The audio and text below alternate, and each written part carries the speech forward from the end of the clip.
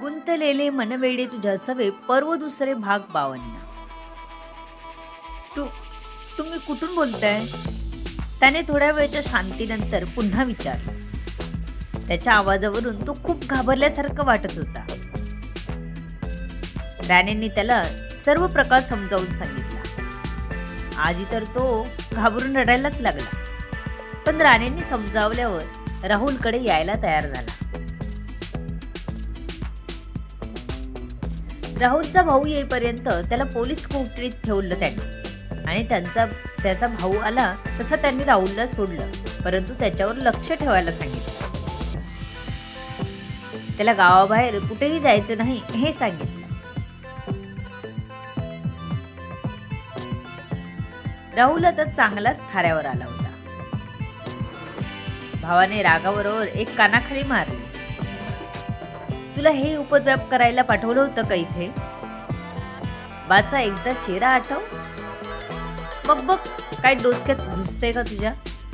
किती कष्ट करतो तो, तू शिकावं आणि मोठं व्हावं म्हणून. काय सांगू त्याला? दिवे लावून आलाय तुमचा दिवटा हे सांगू? राहुलचा भाऊ राजन त्याच्यावर ओरडत म्हणाला. त्याला सगळं ऐकल्यावर धक्का बसला होता. घरी काही न सांगता तो तातडीने मुंबईला पोचला होता. आता राहुलला घेऊन घरी पोचल्यावरच त्यांना सांगणार होता. तो राहुलला घेऊन हॉस्टेलला पोचला. भीती तर होतीच, पण हॉस्टेलवर जाणंही गरजेचं होतं. आता शिक्षण गावीच करू दे, काय ते करायचे ते, हे विचाराने त्याने राहुलचा दाखला काढून गावी जायचं ठरवलं. त्याने पोलिसांना रिक्वेस्ट केली हॉस्टेलवर जायला पोलीस संरक्षण द्यायला, कारण आता सुजयची माणसं पाळतीवर असली तर राहुलला आणि त्याच्या भावाला, त्याच्या जीवाला धोका होता. सगळं सामान आणि दाखला काढायची प्रोसिजर करून ते गावी जायला निघाले. त्याला गाडीत बसवून देईपर्यंत पोलीस संरक्षण दिलं पोलिसांनी. पण सुजयच्या माणसांनी राहुलवर पूर्ण लक्ष ठेवला होता. संध्या हॉस्पिटलमध्ये आली ती आपल्या बाबांबरोबरच बसली होती. बाबा, कधी होईल ठीक सर्व? मला भीती वाटते. संध्या आपल्या बाबांच्या खांद्यावर डोकं टेकवत म्हणाली.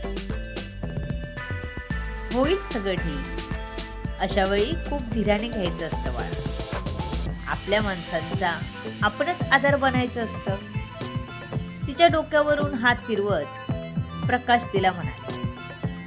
ते तिला तसंच थोपटत होते, तर तिला बसल्या जागी त्यांच्या खांद्यावर झोप लागली.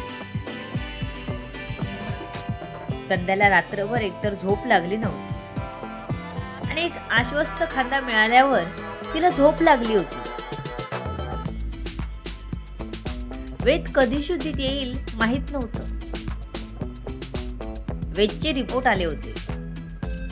डॉक्टरांनी लगेच वेदितला बोलावून घेतलं. डॉक्टर, काय प्रोग्रेस आहे? वेदितला आशा होती की आता तो ठीक असेल. त्यांच्या पोटात गोळी लागल्यामुळे इंटरनल डॅमेज झालं हे मी आधीच बोललो होतो. युरिन सॅक आणि लहान आतड्याचा छोटा भाग छेद झाला होता, जो तेव्हा रिपोर्टमध्ये दिसला होता. बाकी कुठे लागलेलं नाही. आपण ऑपरेशन करताना सर्व व्यवस्थितपणे केले, पण आताच्या रिपोर्टमध्ये आपल्याला थोडंसं इन्फेक्शन दाखवलं. आपण त्याच्यावर उपचार करू. आता इतर कोठेही डॅमेज दाखवत नाही, हे चांगलं आहे. डॉक्टर म्हणाले, आणि वेद जिथे होता ICU मध्ये तिथे गेले. वेदितला ऐकून बरं वाटलं. निदान आता इंटरनल ब्लिडिंगची भीती नव्हती. गणपती बाप्पाने आपली प्रार्थना ऐकली होती. त्याने वेदला आता चांगलं करायला घेतलं होतं. त्याला ही बातमी संध्या आणि प्रकाशना सांगायची होती. ते डॉक्टरांना भेटून झाल्यावर बाहेर बसलेल्या दोघांकडे आला. संध्या आजूबाजूचा गोंधळ ऐकून नुकतीच उठली होती. पोलीस कुणीतरी मुलाला अटक करून नेत होते. नक्की काय झालं हे बाजूला बसलेल्या माणसाला विचारत होते. इतक्यात वेदित त्यांच्या जवळ आला. त्याने प्रकाशनं आवाज दिला, कारण तेही संध्याकडे बघत होते. काका, काय झालं? त्याने दोघांकडे बघत विचारलं. अरे, एका 21 वर्षाच्या मुलाला इथून अटक झाली. पोलीस आत्ताच घेऊन गेले बघ, प्रकाशने वेदितला सांगितलं. तसं वेदितने बघितलं, पण कुणाला काही जास्त माहिती नव्हतं.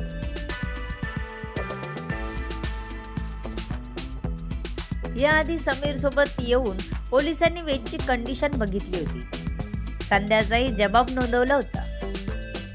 अटक झालेला मुलगा वेदच्या केसची काही संबंध आहे याचा पत्ताही नव्हता त्यांना. तुम्हाला आत बोलवलं होतं ना, वेदितला प्रकाश म्हणाले. तसं तो पुन्हा आपल्या मूळ मुद्द्यावर आला. हो, आलो भेटून. डॉक्टर म्हणाले रिपोर्टमध्ये आता इंटरनल इंजुरी नाही, थोडं फक्त इन्फेक्शन आहे, ते उपचाराने बरं होईल, वेदितने त्यांना सांगितलं. तसं ते ऐकून संध्यालाही बरं वाटलं. वहिनी, गणपती बाप्पाची कृपा, आपला वेद लवकरच बरा होईल आता, वेदित संध्याला म्हणाला. संध्याच्या डोळ्यात परत पाणी तरळलं. तो लवकर बरा व्हावा बस, बाकी काही नाही. त्याला चालताना बोलताना बघायचं होतं तिला. त्याला असा निपचिप पडलेला बघून खूप त्रास होत होता. हो, बाप्पाची कृपा, तो लवकर ठणठणीत होईल. ते सर्व थोडे खुश होऊन बोलतच होते की वेदितचा फोन वाजला.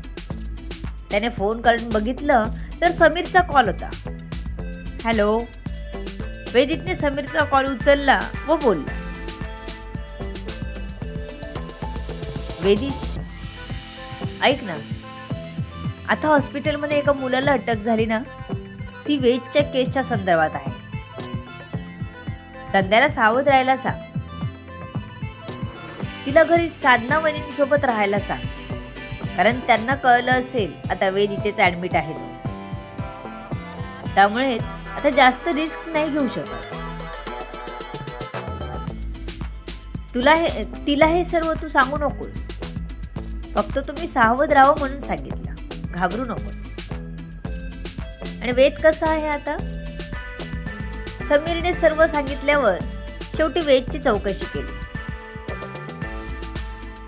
वेद ठीक आहे आता, मगाशी त्याचे रिपोर्ट आले. डॉक्टरांनी बोलावून सांगितलं तो बरा आहे, इंटरनल ब्लिडिंग वगैरे नाही, इन्फेक्शन आहे, उपचाराने बरे होईल असे डॉक्टर म्हणाले. वेदितने थोडं खुश होत त्याला माहिती पुरवली. काल डॉक्टरांनी सर्व सांगितल्यापासून त्याचं चित्त थाऱ्यावर नव्हतंच. आज हे ऐकून थोडं का असेना पण बरं वाटलं होतं त्याला. हो का, बरं व्हायला.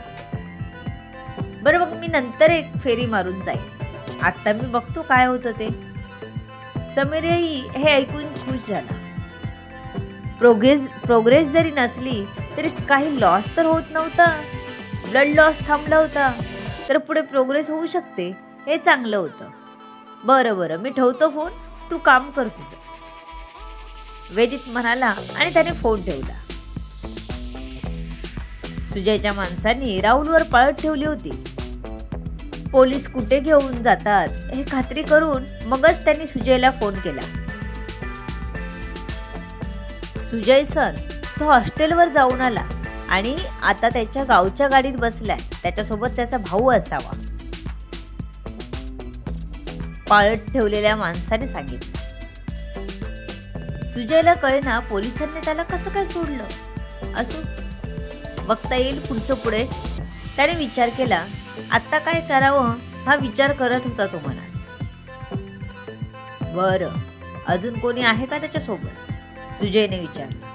नाही, समोरून उत्तर आलं, ठीक आहे, सुजय म्हणाला. सुजयने एक दीर्घ पॉज घेतला. मग उडव त्याला. या 3 शब्दात सुजयने राहुलला संपवायला सांगितलं होतं. काय सर, उडवू त्याला?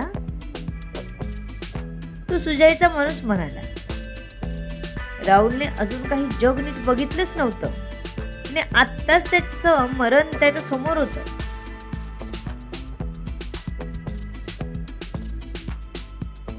सुजयच्या माणसाने त्याच्यावर हळूच एका गाडीच्या मागे उभं राहत नेम धरला. राहुल गाडीत चढला. आपल्या भावाबरोबर तो गावच्या घरी जरी चालला होता, पण डोळ्यात आनंद दिसत नव्हता, तर भीती होती.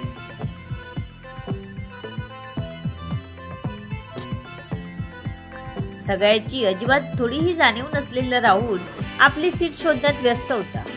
डोक्यात एकच विचार फिरत होता, आई बापाला काय सांगायचं? माफ करतील का ते मला? आणि नाहीच केलं माफ तर? मारायच्या गोष्टी तर सुजय सहज करत होता, पण त्या राहुलचं काय? अख्खं आयुष्य जगायचं असताना मरण डोक्यावर घिरट्या घालत होतं. त्याच्या अजाणतेपणी झालेल्या चुकीची शिक्षा होती काही? राहुल सीटवर आला तसं सुजयचा माणूस एकदम रेडी झाला गोळी घालायला. काय होईल पुढे? मारेल का तो राहुलला? की मरणाच्या दारातून सुटू शकेल का राहुल? पाहूयात पुढच्या भागात. कशी वाटते कथा कमेंट करून सांगा. लेखिका शब्दविधी उर्फ संतोषी राणे पाताळे. धन्यवाद.